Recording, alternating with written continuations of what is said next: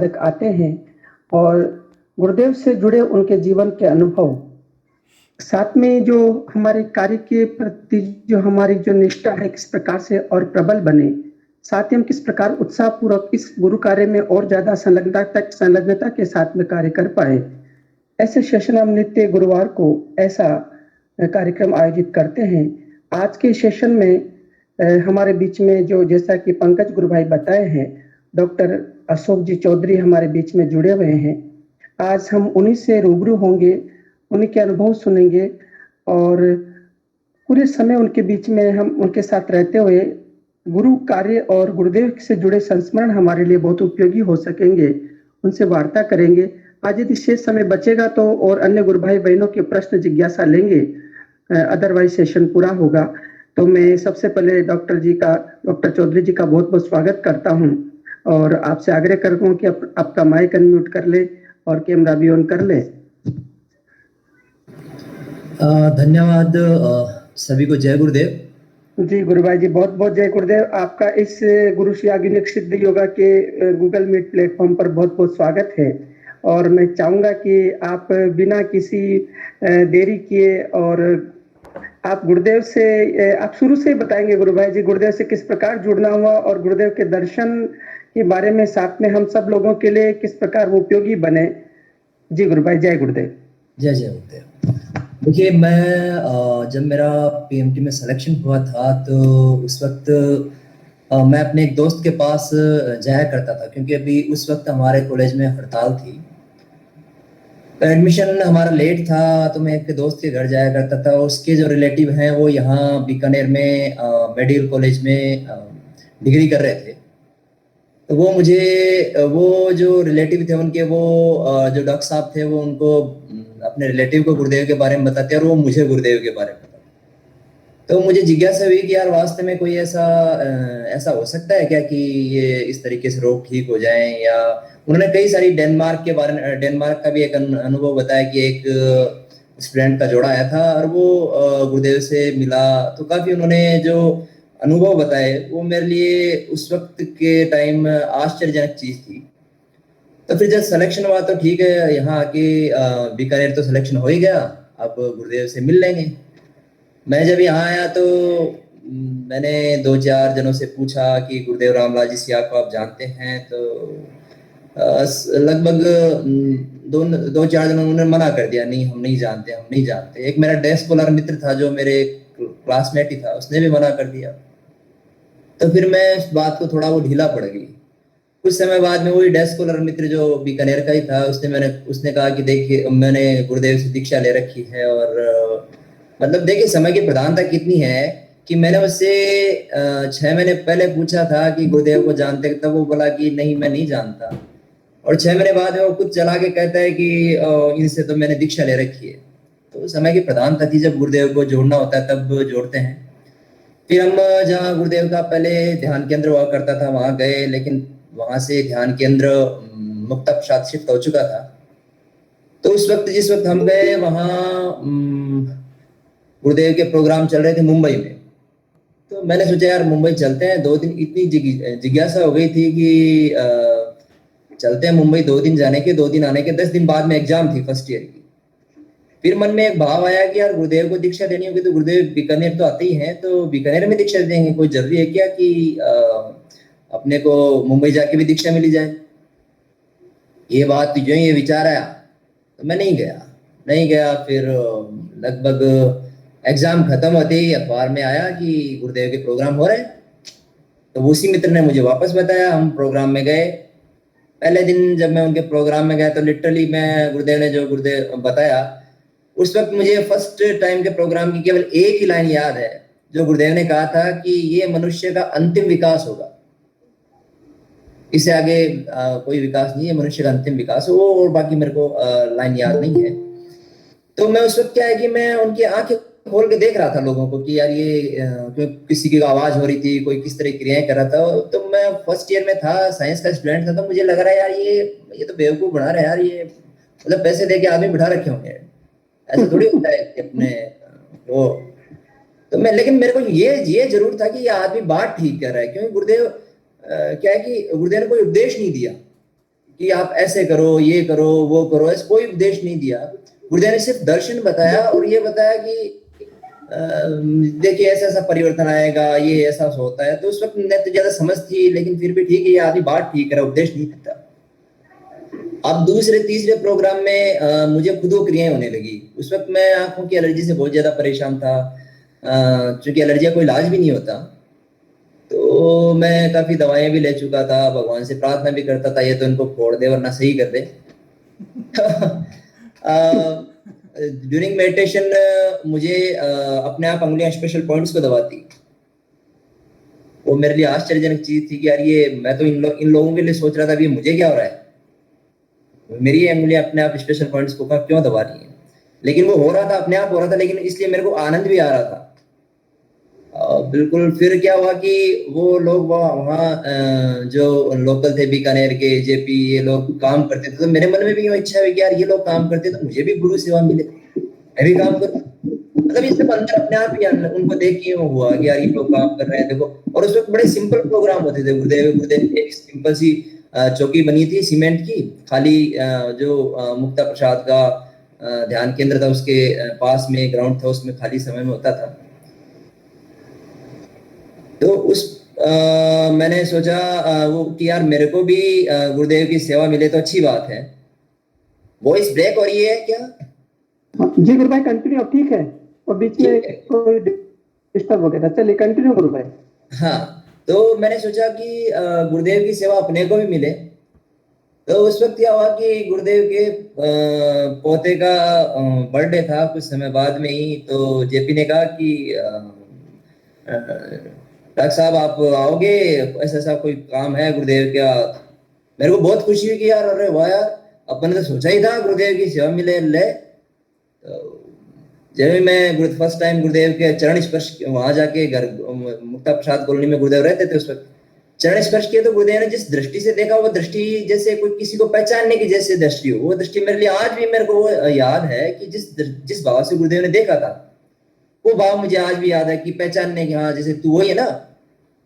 मेरे लिए वो बड़ा अच्छा अनुभव था। फिर धीरे धीरे बीकानेर में प्रोग्राम होते, टेंट गाड़ने का, पंकज भी हमारे साथ कई बार आते थे। तो कई गुरु भाई जो भी कार्य होता था वो धीरे धीरे गुरु सेवा मिलती रही। अब फिर क्या हुआ कि एक चला कि साहब स्कूल्स और कॉलेजेस में ध्यान करवाया जाए। तो गुरुदेव ने कहा था कि आप लोग बीकानेर के स्कूल्स कॉलेजेस में ध्यान करवाओ। अब हम लोग फर्स्ट टाइम ध्यान करवाने गए इंजीनियरिंग कॉलेज के हॉस्टल में।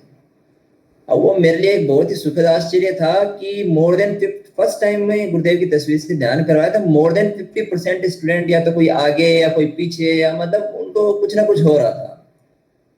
तो मेरे मन में वो यार ये तो गुरुदेव के जो प्रोग्राम होते हैं उससे ज्यादा तो ये तस्वीर से रिजल्ट मिलते हैं। ये बात मैंने आके गुरुदेव के एक पुराने शिष्य थे उनको कहा। उन्होंने गुरुदेव को कहा कि अशोक है वो डॉक्टर, वो ऐसा कह रहा था। गुरुदेव ने कहा वो तो है ही, मेरी तस्वीर से ज्यादा ध्यान लगता ही है।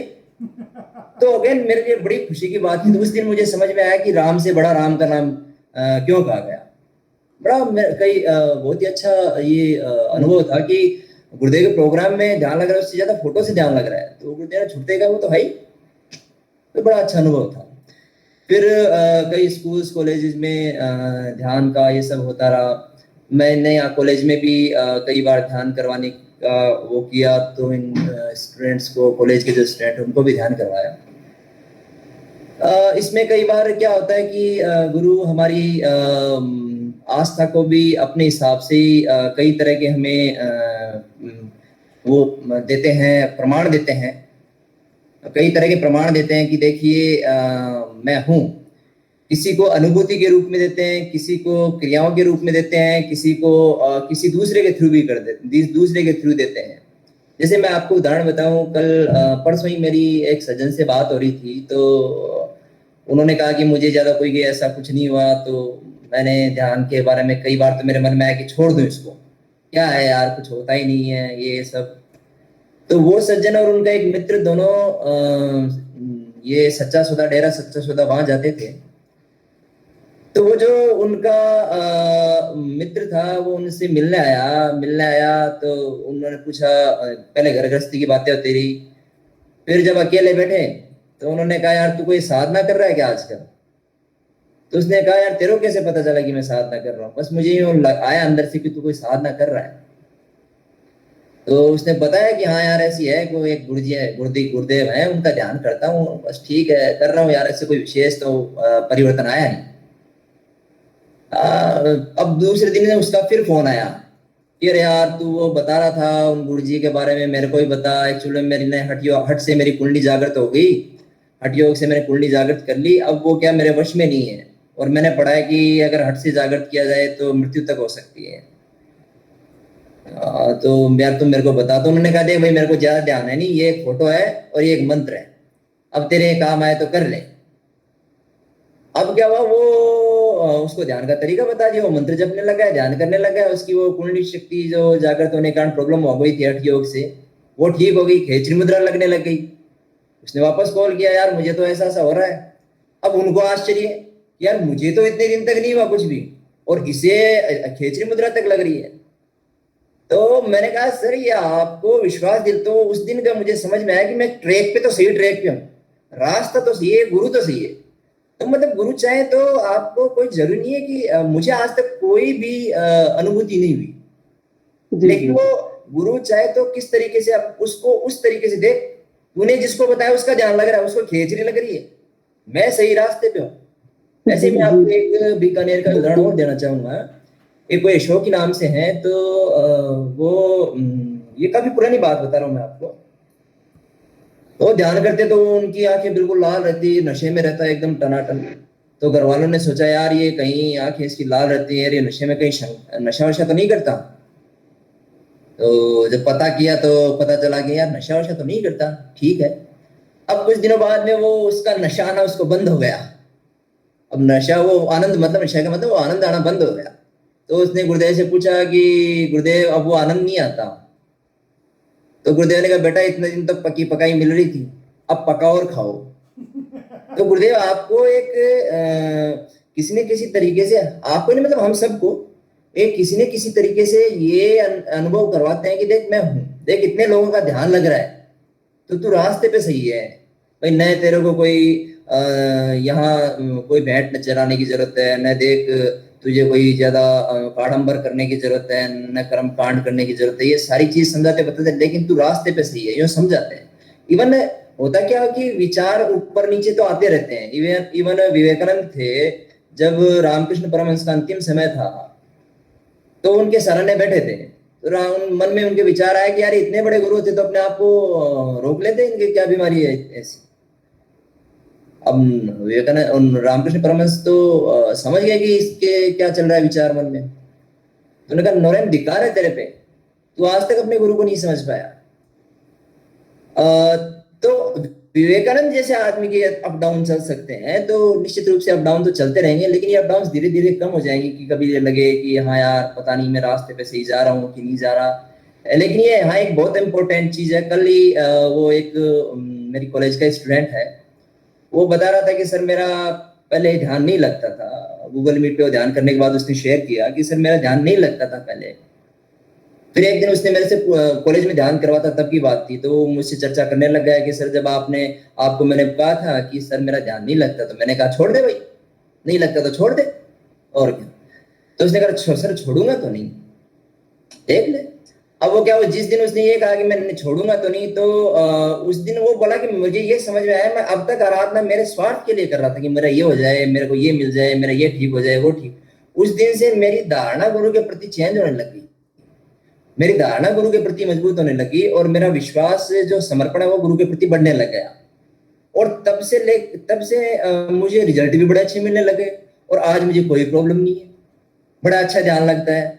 वो जो ही मतलब वो गूगल मीट का सेशन ऑन करते हैं, सेशन ऑन करते ही क्रियाएं चालू हो जाती हैं। वो शुरू के जो वो 15 मिनट हम चलाते हैं, वो तो वेट ही नहीं होता, तो क्रियाएं चालू हो जाती हैं। तो कहने का मतलब गुरुदेव कहते थे कि अगर आप केवल बीमारी के लिए मेरे पास आए हो तो सरदर्द भी नहीं ठीक होगा कभी। ये बहुत इंपॉर्टेंट बात है कि हम जब तक थोड़ा, लेकिन ये हम मनुष्य हैं, धीरे धीरे होगा और ये चलेगा भी उत्तरोत्तर। देखिए रिजल्ट मिलेंगे तो समर्पण बढ़ेगा, समर्पण बढ़ेगा तो रिजल्ट मिलेंगे, उत्तरोत्तर चलेगा। ऐसा तो है नहीं कि, क्योंकि मुझे भी जब मैं बता रहा हूँ कि फर्स्ट टाइम ये था कि अपने आदमी बिठा रखे होंगे, तो डेफिनेटली समर्पण तो नहीं था, और लेकिन ये लगा कि जो ही थोड़ा सा यूं लगा यार आदमी बात तो ठीक है, थोड़ी सी चिंगारी होती है तो फिर गुरुदेव काम कर देते हैं, कि थोड़ा सा जो ही भाव आया तो गुरुदेव काम कर देते हैं। ये आप देखिए, मैं आपको बताऊं, गुरुदेव जब अपने गुरु के पास गए थे, गंगानाथ जी के पास, तो शायद आप में से कईयों को ध्यान भी होगा, तो यूं ही प्लेटफॉर्म पे खड़े थे, तो किसी अपने साथ में कर्मचारी से उसकी बात चल रही थी, तो एक ड्राइवर था, रेल का ड्राइवर ही, वो आया उनके पास, बाबूजी आज किस बात पे झगड़ा कर रहे हो? बोले यार ये किस बात पे बहस कर रहे हो? तो बोले यार ये मैं कह रहा हूँ यार ये गुरु गुरु का चक्कर, ये फालतू का चक्कर है, और ये कह रहा है कि नहीं गंगानाथ जी बहुत मतलब पहुंचे गुरु हैं, और ये वो, आप जाओ उनके पास, क्योंकि गुरुदेव को तब तक गुरुदेव को गायत्री सिद्धि तो हो चुकी थी, लेकिन वो गुरु की तलाश में थे। तो वो उनका जो सहयोगी कर्मचारी थे वो बता रहा था कि आप गंगानाथ जी के पास हो। तो उस ड्राइवर ने कहा कि बाबूजी, गुरुदेव चूंकि हेड क्लर्क थे, तो कहा बाबूजी संत तो बहुत पहुंचे हुआ है, संत तो पहुंचा हुआ है, आपको बोले तेरे तेरे को क्या पता? मतलब मैं एक बार जाम से स्टेशन पे गाड़ी लिए खड़ा था, तो एक साधु, मोटा सा साधु मेरी गाड़ी के, मेरे इंजन के सामने से निकला, तो मैंने मन में सोचा यार ये इन साधु ने पूरे देश को खराब कर दिया, खा खा के मुस्टंडे हो रहे हैं, कुछ करते जाते हैं नहीं। तो वो साधु मेरे इंजन के वापस आया, बोला क्या बोला रे तूने? बोला बाबूजी मैंने तो कुछ बोला ही नहीं। बोला तूने ऐसा बोला नहीं अभी? बोला अरे बाबूजी गलती हो गई ये रो। बोले तपते हुए जोर आता है, ऐसे ही तपा जाता। बोला किधर जा रहा है? सूरजगढ़ छोड़ देगा मेरे को? बोले छोड़ दूंगा। वो बैठ गया। बोला आप यहाँ जाम सर कैसे है बाबूजी, बाबा जी आप इतने तपस्वी हो गए? बोले मैं तो गंगानाथ जी के दर्शन करने आया था। तो क्या आपसे ही बड़ा है क्या? बोले हम तो इनकी नाखून के बराबर भी नहीं। तो फिर गुरुदेव ने कहा कि तब उसने ये बात की, तो मुझे मन में लगा कि यार ये हो सकता है। अब जो ही झुका हुआ, तब तो गुरु खींचता है। फिर वो गए कि यार चलते हैं। अब चलते हैं तो यार जब गुरु के यहाँ जा रहा हूं तो चलो चले गए गुरुदेव। अब गए तो वहां देखा कि कमरे में बैठे हैं गंगानाथ जी बैठे हैं तो और भी लोग बैठे थे, कुछ लोग बैठे थे। दूर से ही कुछ देर बैठे गुरुदेव वहां, और दूर से ही नमस्कार करके वापस आ गए। अब चूंकि वो गुरुदेव हमेशा कहते थे कि मैं देना चाहूं और अगला लेना चाहे, तो ये चीज मिलेगी। दोनों, अगर मैं देना चाहूं अगला नहीं लेना चाहे तो भी नहीं मिलेगी, अगर मैं नहीं देना चाहूं अगला लेना चाहे तो भी नहीं मिलेगी। दोनों तरफ से होगी तो भी पार पड़ेगी। तो उस दिन दूर से ही नमस्कार करके आ गए तो कुछ नहीं मिला। फिर वापस जा रहे थे तो वहीं गुरुदेव का कोई भांजा, उनका भी रामलाल नाम था, वो वहां पोन्समैन था। तो बोला मामा आज इधर कैसे? बोला अरे यार यहाँ आया था ये नाथ जी के दर्शन करने, यार ये तो ऐसे ही है। बोला नहीं संत पहुंच चढ़ा है। बोले इतने साल हो गए कुछ खाया नहीं? अरे बोले नहीं रात को खा लेता होगा, क्या पता है। गुरुदेव ने ऐसे ही बोला। तो बोला क्यों दिन में खाते हो, कोई रोकता है इनको? तो तब गुरुदेव ने कहा, मेरे मन में ऐसा हुआ कि यार ये तो बात तो है।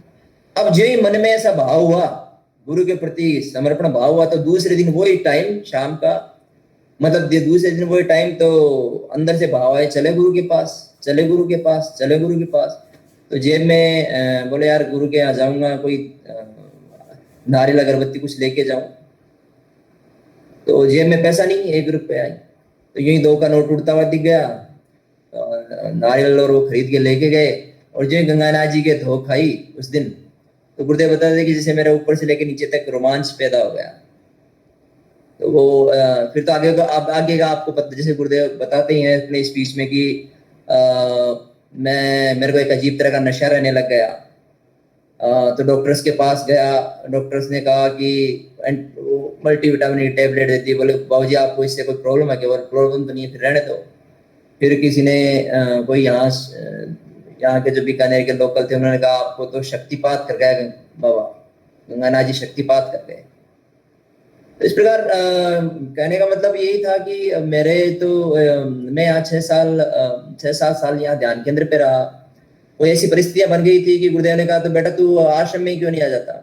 तो उसके बाद मैं फिर आश्रम में रहा, 6-7 साल रहा।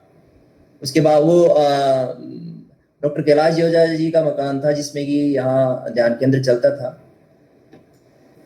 तो इम्पोर्टेंट चीज जैसे गुरुदेव हमेशा यही कहते हैं कि मंत्र जाप करो और ध्यान करो, बाकी सब मुझ पे छोड़ दे। तो इम्पोर्टेंट तो यही है, आप लोग ध्यान करिए।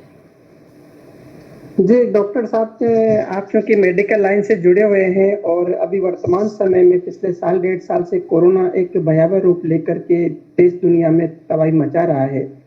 आपके इस मेडिकल साइंस के हिसाब से कोई ऐसा अनुभव आया हो जिससे सभी साधकों को ये पता लगे या इससे उनका उत्साह बढ़े, उन्हें लाभ मिले, और चूंकि वीडियो सभी देखेंगे तो उसके माध्यम से उनको पता लगे कि क्या वास्तव में कोरोना के लिए भी ये एक जो सिद्ध योग है कारगर साबित होता है।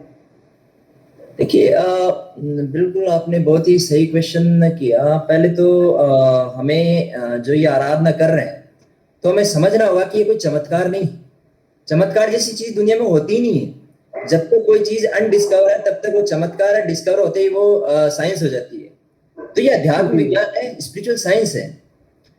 अब इसमें ये है कि ये एक विकास का क्रम है। इस विकास के क्रम में रोग ठीक होते चले जाते हैं।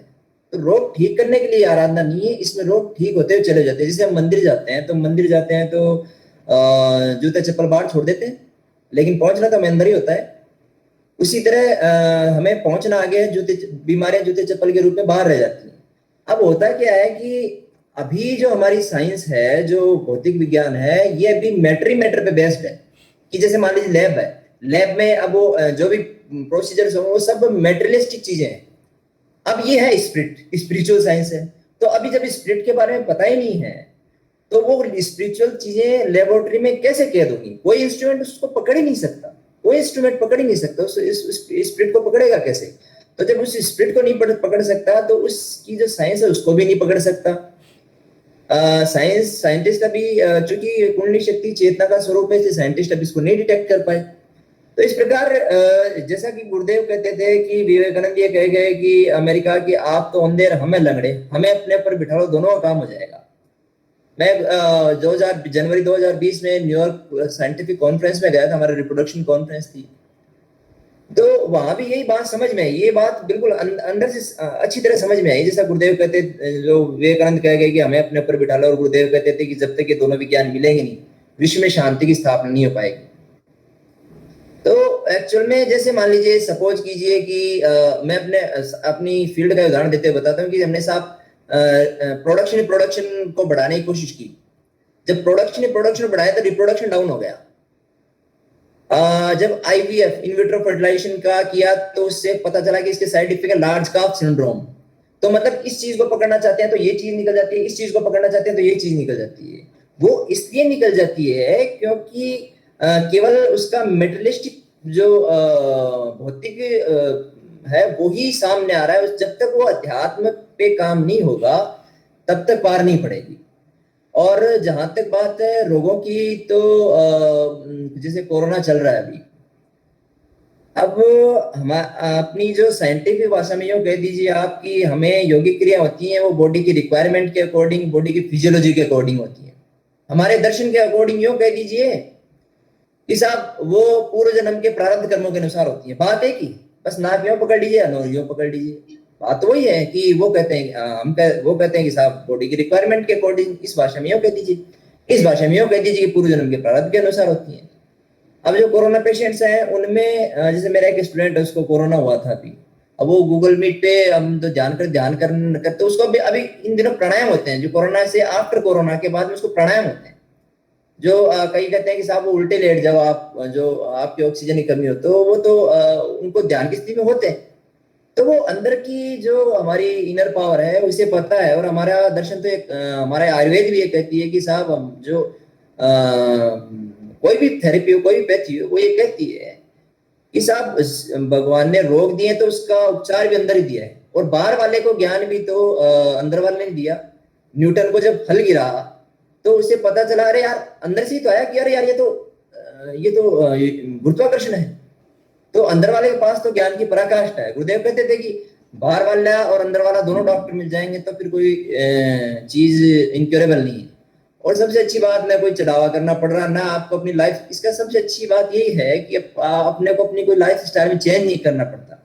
जैसी आप दिनचर्या जी रहो वैसी दिनचर्या हम जीते रहे। और उन सबके साथ में ये कार्य होता रहेगा। एक्चुअली में हुआ क्या, जैसा गुरुदेव बताते हैं कि हमारे धर्माचार्य ने साइंस और अध्यात्म के बीच में एक इमेजनरी खाई बना दी। इमेजनरी खाई है नहीं, काल्पनिक खाई। कि साहब जो साइंस का आदमी है वो तो क्योंकि साइंस का आदमी क्वेश्चन पुटअप करेगा कि आप कह साहब ऐसा होता है ऐसा होता है, तो प्रैक्टिकल बात को मानेगा। अब वो उसको क्वेश्चन पुटअप किए तो उन्होंने कह दिया साहब ये तो नास्तिक है, नास्तिक है। जबकि वास्तव में एक साइंटिफिक सोच वाला मनुष्य ही आस्तिक हो सकता है। कोई जरूरी नहीं है कि वो साइंस का स्टूडेंट हो, साइंटिफिक सोच वाला आदमी आस्तिक हो सकता है। अगर रिएजेंट ए और रिएजेंट बी के मिलने से रिएजेंट सी बनता है तो साइंस का आदमी तो कहेगा कि साहब ये वास्तव में कुछ हो रहा है, वरना तो कोई ये कहेगा कि चमत्कार है। बच्चे थे हम छोटे, तो जादूगर पानी में डालता सोडियम तो साहब आग लगी, चमत्कार चमत्कार। बड़े हो गए तो पता चला कि केमिकल रिएक्शन है। तो ये तो पूरी तरह साइंस है, इसमें कहीं कोई कल्पना की या किसी भी तरह की गुंजाइश नहीं। बस इतनी जरूर है कि हमें योग का यही पक्ष बताया गया कि साहब आसन और प्राणायाम यही योग है। प्रॉब्लम ये हो गई, और प्रॉब्लम भी नहीं है एक्चुअली। हम एक पतन के दौर, जैसा गुरुदेव बताते हैं कि हम एक पतन के दौर से गुजरे, और उस पतन के दौर के गुजरने के कारण हमारा जो ज्ञान है वो लोप हो गया। गुरुदेव ने, हाँ मैं एक चीज और बताना चाहूंगा कि जब HIV पेशेंट्स की फाइल हम बना रहे थे, यहाँ बीकानेर में HIV पेशेंट की फाइल बना रहे थे गुरुदेव के उस समय 2005 के आसपास, तब हम गुरुदेव के घर पे ही जाके वो फाइलें बनाई थी। मैं था, JP था, यहाँ के 2 लोकल भाई थे, बाड़मेर का भाई था। तो गुरुदेव ने घर पे, तो गुरुदेव ने मेरे को एक बुक दी, ले बेटा पढ़। मैंने वो बोला तू, मैं इंग्लिश में पढ़ता रहा, गुरुदेव उसका ट्रांसलेट करते रहे।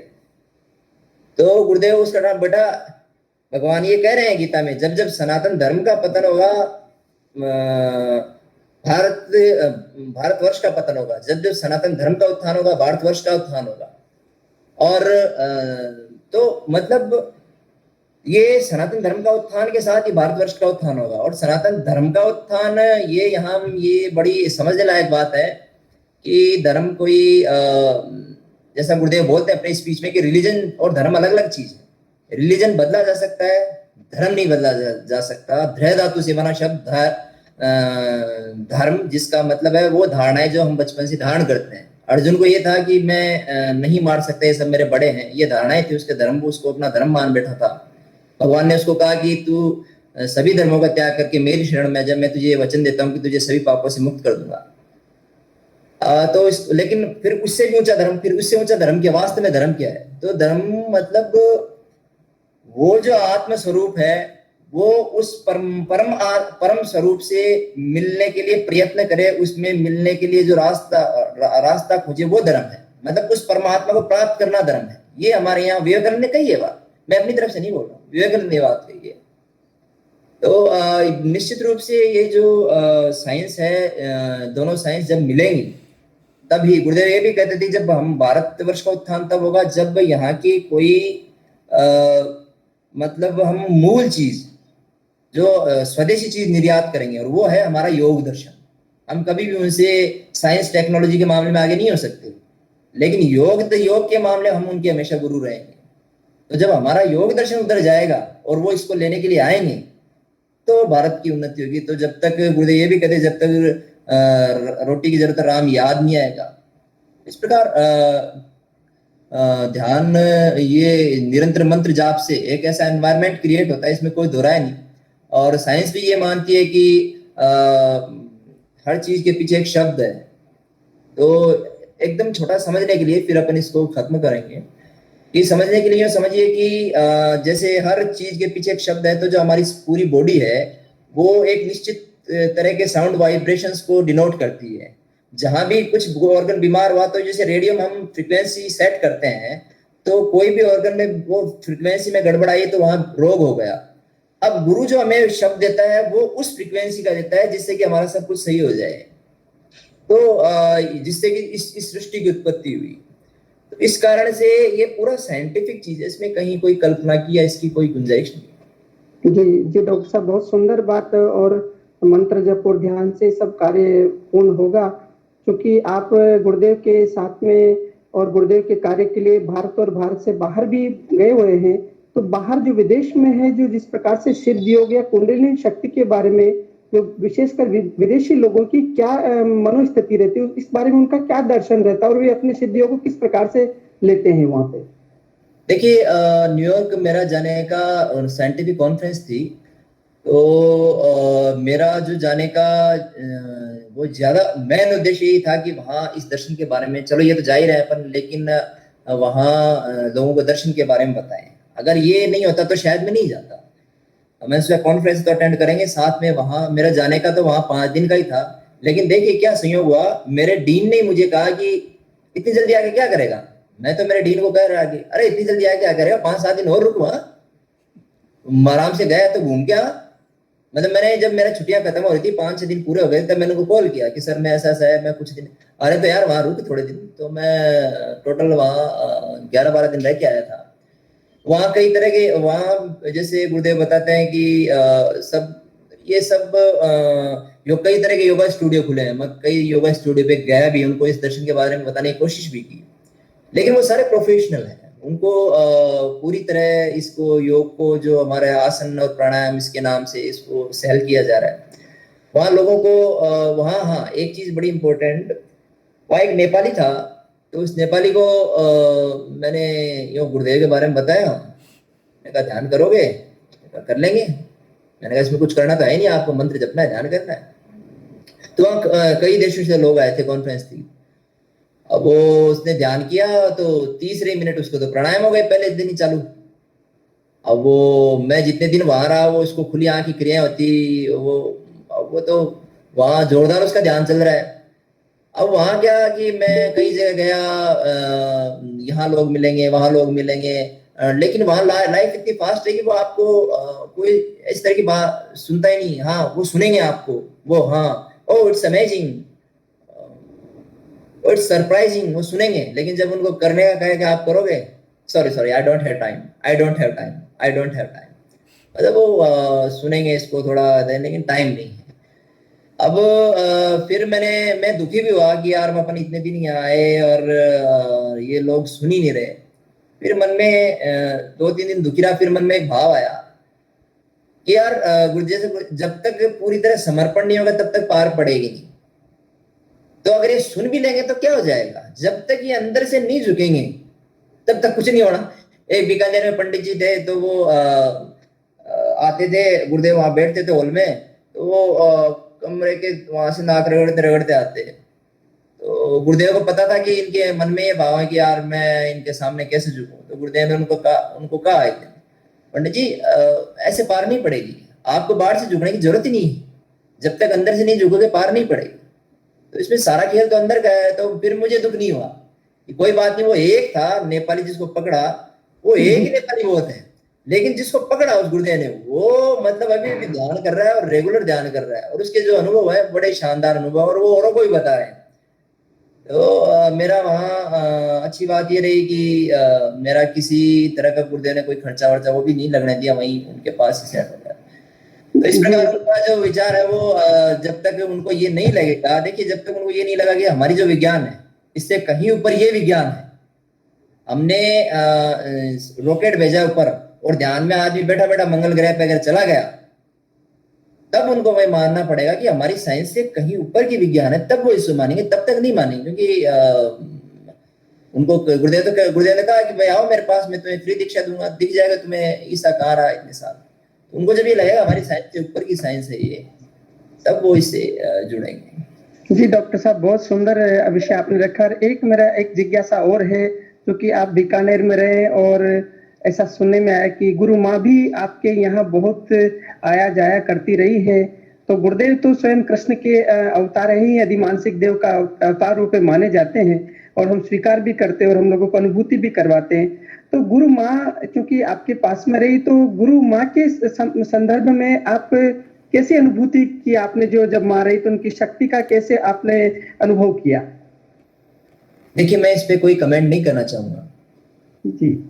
मैं गुरु माँ के साथ लगभग 2-3 साल रहा, लेकिन क्षमा करें मैं इस पे कोई कमेंट नहीं करना चाहूंगा। जी जी, बहुत सुंदर। मैंने जो उनके साथ समय बिताया और कई चीजें अनुभव की, लेकिन जी चाहे आप इसके उनकी उनकी तरफ से किसी भी तरफ से कोई रेस्ट्रिक्शन मान लो, जी लेकिन जी मैं जी क्षमा चाहूंगा कि मैं ऐसा। जी, हमारी बहुत इच्छा थी कि क्योंकि गुरु माँ जी भाई साहब, आपके साथ ही। जी जी, इसमें तो पंकज गुरु भाई, जय गुरुदेव जी, पूछे गुरु भाई। नहीं नहीं, मैं यही कह रहा था कि आध्यात्मिक स्तर पे हम जब चलते हैं तो कुछ चीज़ों का मतलब होता है भाई साहब कि हम कुछ चीज़ें गुरुदेव ने बोला है कि ये बता सकते हैं ओपनली। कुछ आध्यात्मिक स्तर की सूक्ष्म चीज़ें होती हैं, शायद वही कारण रहे होंगे। आज जो डॉक्टर साहब ने बहुत अच्छा अपने विचार रखे, और मेरे तो बड़े रोमांचित हो रहा था मैं जैसे जैसे इनके शब्द आ रहे थे। बहुत अच्छे से इन्होंने एक डिफरेंट रहा मेरा आज का अनुभव। तो मैं बहुत बहुत धन्यवाद करूँगा भाई साहब आए आप। और आप सबका भी धन्यवाद। जी जी, रामलाल जी भाई साहब देखिए और किसी कोई आ गया डॉक्टर साहब। जी, आप किसी का कोई प्रश्न हो तो आप कर सकते हैं। 1-2 मिनट का समय हमारे पास में है, शॉर्टली हम उस प्रश्न को लेंगे। जी, माइक अनम्यूट करके किसी का डॉक्टर साहब से कोई मन में जिज्ञासा, कोई प्रश्न पूछना चाहे तो आप पूछ सकते हैं। नहीं तो हम इस सेशन का फिर यही समापन करते हैं। गुरुदेव के चरणों में सेशन को रख करके डॉक्टर साहब हमारे बीच में पधारे, आपने अपना अमूल्य समय दिया और ऐसी सुंदर अनुभूतियां और अनुभव सुनाए कि वास्तव में